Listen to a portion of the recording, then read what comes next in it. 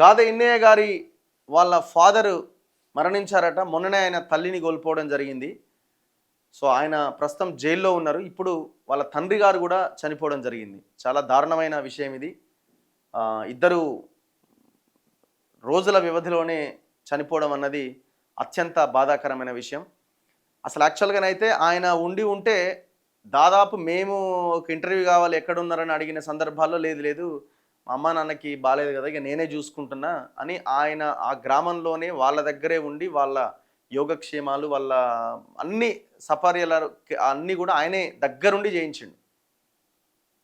So తన తల్లి తను లేనిది కూడా తినేది కాదట. సో అట్లాంటి పరిస్థితుల్లో ఆయన జైలుకి వెళ్ళడం ఆమె చనిపోవడం జరిగింది. సో ఇప్పుడు వాళ్ళ ఫాదర్ ఉండే ఆయన కూడా ఇప్పుడు ఆమె భార్య చనిపోయింది, కొడుకు లేడు, గుండె పగిలి ఆయన కూడా ప్రాణాలు వదిలినట్టుగా మనకు కనబడతా ఉన్నది.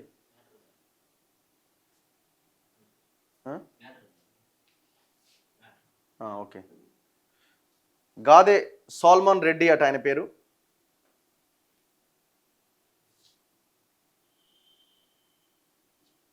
తెలంగాణ మలిదశ ఉద్యమ నాయకులు, స్వరాష్ట్ర ఆకాంక్షను ఎలుగెత్తి చాటిన అక్షర సూర్యుడు, ప్రజల పక్షపాతి గాదె ఇన్నయ్య గారి తండ్రి గారు గాదె సాల్మాన్ రెడ్డి గారు గత కొంతకాలంగా అనారోగ్య సమస్యలతో బాధపడుతూ ఈరోజు ఉదయం ఫిబ్రవరి 28,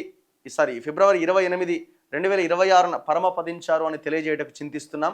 ఒక నెల వ్యవధిలోనే తల్లిదండ్రి ఇద్దరిని కోల్పోయి జైల్లో తీవ్ర మనోవేదన అనుభవిస్తున్న గాదె ఇన్నయ్య గారిని వెంటనే విడుదల చేసేలాగా తెలంగాణ ప్రభుత్వం చొరవ తీసుకోవాలని కోరుతున్నాం వాళ్ళ కుటుంబ సభ్యులు. యాక్చువల్గా విషయం ఏంటి అంటే ఆయనకి స్పైనల్ ఆపరేషన్ కూడా జరిగింది. సో ఆయన దాంతో చాలా తీవ్రంగా జైల్లో కూడా సఫర్ అవుతున్నాడు.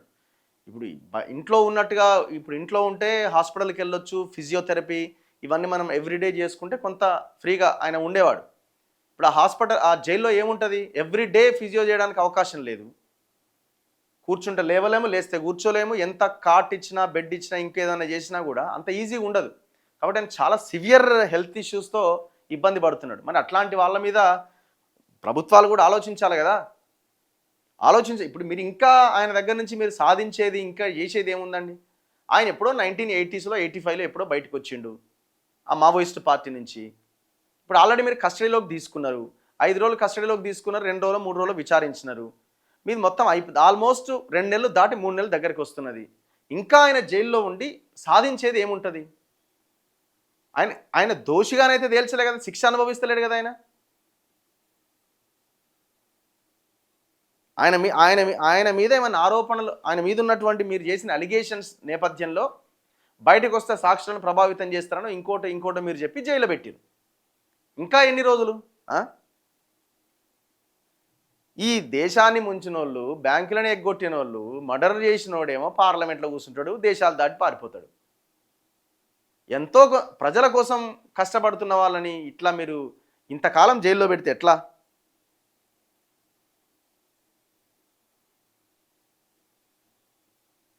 సో రీసెంట్గానే వాళ్ళు చాలా ఫొటోస్ ఉన్నాయి మన దగ్గర.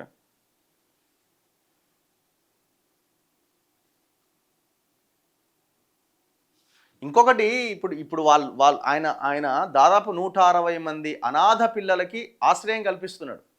వాళ్ళకి ఓన్లీ ఆశ్రయం కల్పించి తిండి పెట్టడం కాదు, వాళ్ళకి చదువు చెప్తున్నాడు. ఎవరండి అంత పని చేసేది? అంత గొప్ప పని చేసే వాళ్ళు ఎవరున్నారు? ఇప్పుడు ఆయన లేకపోవడం వల్ల వ్యవస్థ అంతా ఎంత చిన్నాభిన్నం అయిపోతుంది చెప్పండి. ఎంత చిన్నాభిన్నం అయిపోద్ది.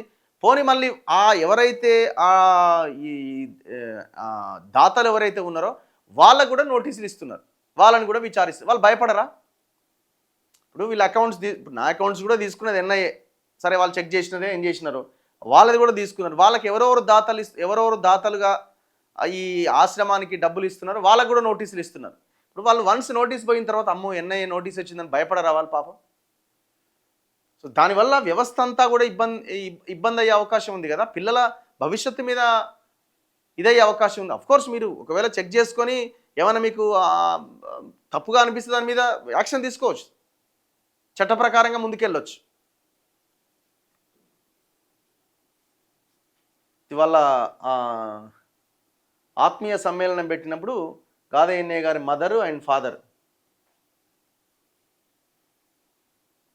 వాళ్ళ ఫాదరు, మదరు, వాళ్ళ ఇన్నయ్య గారి వైఫ్. సో వాళ్ళ డాటర్కి ఒకసారి ఫోన్ చేద్దాం.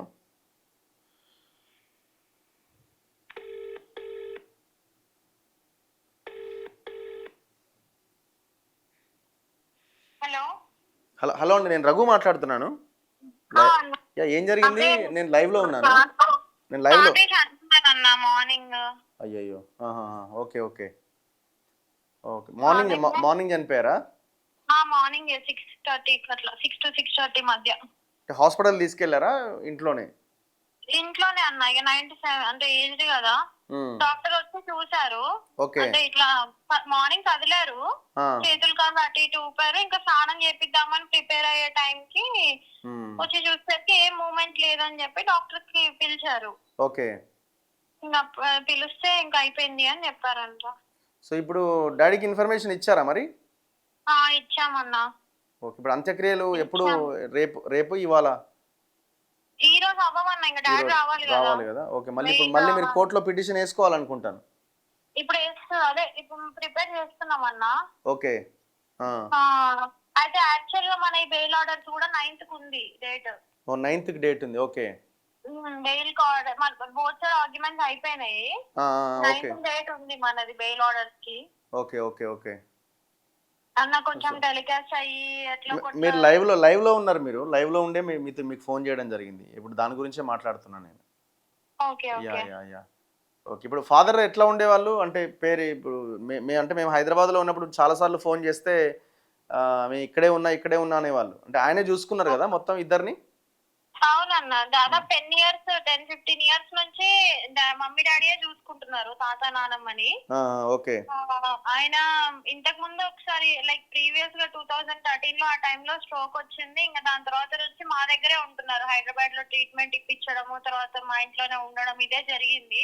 Okay okay. ఫాస్ట్ ఆశ్రమం అప్పుడు కూడా తాతయ్య చాలా దగ్గర ఉండి అన్ని చూసుకునే వాళ్ళు. ఆశ్రమం పీరియడ్ అంతా కూడా పిల్లల్ని గాని ఇదంతా ఆయన చాలా సపోర్ట్ చేస్తారు అప్పుడంతా.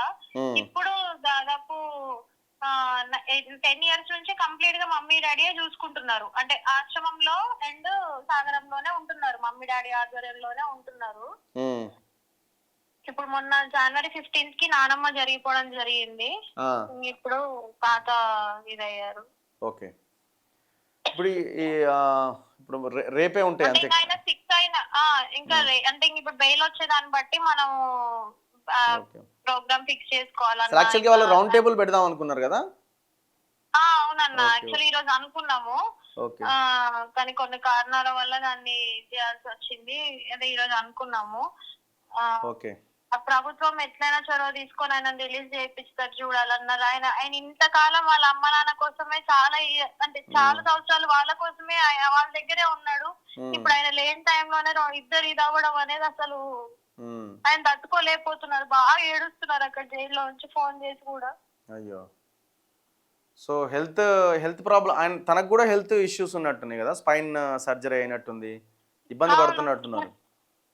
ఇట్లా బెండ్ అవుతే గిడ్డినెస్ వస్తుంది, కళ్ళు తిరుగుతున్నాయి, చాలా నెక్ పెయిన్ ఉంటుంది, చాలా సఫర్ అవుతున్నారు దాని వల్ల కూడా. యాక్చువల్లీ మేము హెల్త్ రికార్డ్స్ కోసం కూడా కోర్టులో పిటిషన్ వేసినాము. మెడికల్ టెస్ట్ లకు కూడా జైల్లో కూడా 15 days కి ఒకసారి అట్లా వెళ్తున్నారు. అంటే సివియారిటీ ఎక్కువ ఉంది బాగా అని చెప్పి వెళ్తున్నారు. పెయిన్ అసలు తట్టుకోలేనప్పుడు ఫస్ట్ వెళ్ళినప్పుడు కూడా దాదాపు 1.5 months కాఫ్ తోటి బాగా సఫర్ అయ్యారు. అప్పుడు ఇన్ఫెక్షన్ కూడా అయ్యింది లంగ్స్ లో. దాని తర్వాత బాగా నడుము నొప్పి. ఆయనకి ప్రీవియస్ గా 2015 లో స్పైన్ సర్జరీ అయింది, ఇన్ఫెక్షన్ అండ్ స్పాండిలోలిసిస్ వల్ల సర్జరీ అయింది. ఇప్పుడు మొన్న దాని విషయంలోనే నెక్ కూడా బాగా పెయిన్ వస్తుందంటే ఎంఆర్ఐ తీశారు గాంధీ హాస్పిటల్లో. తీస్తే సర్వైకల్ లో ప్రాబ్లం సివియర్ ఉంది, చాలా కొంచెం సివియారిటీ ఎక్కువ ఉంది ప్రాబ్లం కి. మళ్ళీ అంటే ఇట్లే కొనసాగితే సర్జరీ చేయాల్సి వస్తుంది అని కూడా చెప్పారు. కంప్లీట్ బెడ్ రెస్ట్ రాశారు డాక్టర్స్ కూడా. అది ఒకటి. మళ్ళీ ఇంకా వరుసగా ఈ ఇన్సిడెంట్స్ అన్నిటి వల్ల కూడా ఆయన మెయిన్ గా అసలు ఆయన హెల్దీగానే లేనప్పుడు అవును అంతే కదా, ఆ గ్రౌండ్స్లో అయినా ఇంకా వదిలేయాలి కదా, ఎంతకాలం ఇంకా. సరే అండి, ఓకే, రైట్, దయచేసి అందరు సపోర్ట్ చేయండి నాకు. Okay okay. సో ఆ హెల్త్ గ్రౌండ్స్ చూసైనా తన్ని రిలీజ్ చేయాల్సిన అవసరం ఉంది. ప్రభుత్వం ఆలోచించాలి. ఇంకా ఎంతకాలం ఈ ఈ ఈ ఇంకా ఈ ఈ రకమైన పరిస్థితి.